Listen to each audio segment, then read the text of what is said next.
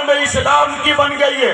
آج وہ بات میری اور آپ کی نہیں بلکہ پوری دنیا کے ہر ایک مسلمان کی بن گئی ہے۔ کیا آپ نے دیکھا نہیں چند دن پہلے ہندوستان کی بدگماشوں نے جب نبی اکرم کی ذات اقدس میں گستاخی کی، طیبہ طاہرہ عائشہ صدیقہ کی شان اقدس میں گستاخی کی، عرب بول رہا تھا، عجم بول رہا تھا، انڈین مصنوعات کا بائیکاٹ کیا جا رہا تھا، جا بجا حب مصطفیٰ پر نعرے لگائے جا رہے تھے۔ بائیکاٹ انڈیا مہم کو پوری دنیا کے اندر لوگوں نے بڑھتا پھیلتا پھولتا ہوا دیکھا۔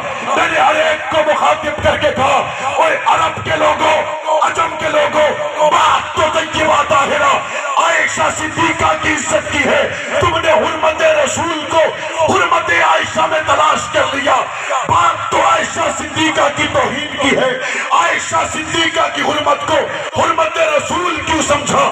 جواب دینے والا جواب دیتا ہے، ہن لباس لکم وانتم لباس لہن۔ عائشہ نبی کا حرم ہے، عائشہ نبی کا لباس ہے، عائشہ کی گستاخی نبی کی گستاخی ہے۔